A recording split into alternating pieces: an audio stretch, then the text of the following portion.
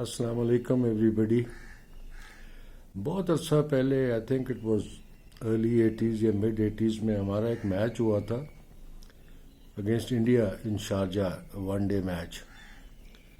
اس میں خان صاحب نے کچھ 6 وکٹیں لیں اور انڈیا کو I don't know under 120 out کر لیا. جب ہماری بیٹنگ آئی تو ہم ماشاءاللہ 90 بھی نہ کر سکے. اور مجھے ابھی تک یاد ہے انڈیا نے صرف ایک سلپ لی ہوئی تھی، اور سلپ میں سنیل گواسکر کھڑے ہوئے تھے. انہوں نے کوئی 3 کیچ پکڑے. ہمارے سارے بیٹسمین بیک فٹ پہ ہی کھیلتے رہے، اور ان کا منندر سنگھ اور ان کے اسپنرز جو تھے وہ بھی ان پلیبل لگ رہے تھے. سارے ڈیفینسو، اور ایسے لگ رہا تھا جیسے سلپ میں گواسکر کو کیچنگ پریکٹس ہم نے دی اور وہ میچ ہم ہارے. یہ جس طرح ہم کھیل رہے ہیں ابھی بھی ایسے لگتا ہے ابھی تک نتھنگ ہیز چینج. یہ جو مائنڈ سیٹ ہے ہمارا ٹوٹل ڈیفینسو، اور اس میں اپنے لڑکوں کو بلیم نہیں کرتا. دا وے تھنگز آر گوئنگ، یہ جو میوزیکل چیئر چل رہا ہے، نئے لڑکے اندر آ رہے ہیں، نئے لڑکے باہر جا رہے ہیں، تو everybody is playing for his position in the team. سارے بیچارے ولنریبل ہیں، نو بڈی از فیلنگ سیکیور. اور اگر ویسٹ انڈیز کے بھی اسپنر، حالانکہ میں یہ ایسے ان کو ڈیگریڈ نہیں کرنا چاہتا، they have prove to be good spinners, ان کو بھی اگر ہم نہیں کھیل سکتے تو فیوچر کیا ہے ہمارا. اور کافی سالوں سے لوگ بابر اعظم کو کمپیئر کرتے ہیں وراٹ کوہلی کے ساتھ. ان دونوں میں ایک اور چیز بھی کامن ہے. ایک تو آبویسلی انبلیویبل ٹیلنٹ ہے، اور دونوں ہی سپر سٹارز ہیں ماشاءاللہ. ان دونوں میں ایک اور چیز بھی کامن ہے. ان دونوں میں بیچاروں پہ جو آؤٹ سائڈ پریشر ہے نا، that seems to be working now.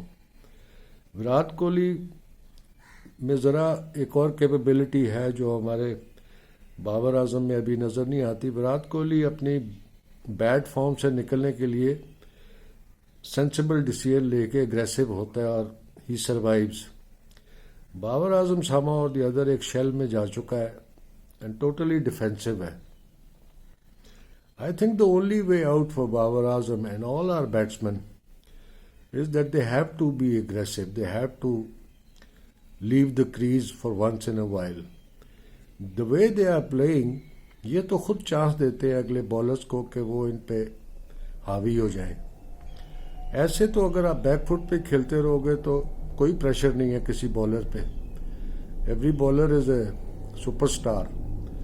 اب تو ابھی جس طرح میں پہلے کہتا تھا نا، ہم پاکستان کرکٹ میں سوشل ویلفیئر کا کام زیادہ کرتے ہیں. We create superstars for other teams. اب دیکھیں نا، ایسے لگتا ہے جیسے West Indian spinners are unplayable, سارے میجیشین ہیں. That is wrong. اب کامران غلام کو ہم کھینچی جا رہے ہیں. اس کو بھی اس نے 1 سینچری کر لی ڈیبیو پہ. وہ بھی in my opinion and it's only my opinion, جو بیس بال، جو سو کالڈ بیس بال تھا نا انگلینڈ کا، انہوں نے بہت بڑی غلطی کی اور انہوں نے کامران غلام کو اسپنر لگا کے آؤٹ کرنے کی کوشش کی. ادھر بھی اگر وہ فاسٹ بالرز لگا دیتے تو I don't think he would have survived. تو this is not the way. I don't know who is taking the decisions or what is happening, but this is pathetic. ابھی یہ میچ بھی آپ جیت لو گے. I have a very strong feeling، کیونکہ آپ کے اسپنرز تو کلاسی اسپنرز ہیں، اور West Indies won't be able to survive. اگر 150 کا بھی ٹارگٹ ان کو دے دیا تو I think we'll win the match.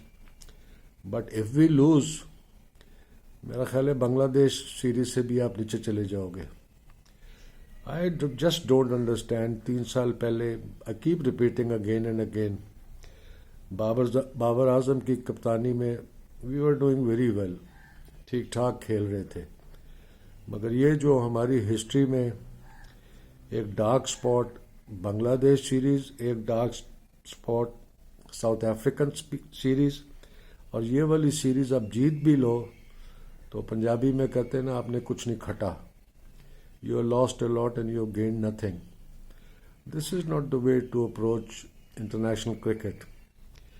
وہی میں I repeat again, we are losing a lot. Somebody has to wake up.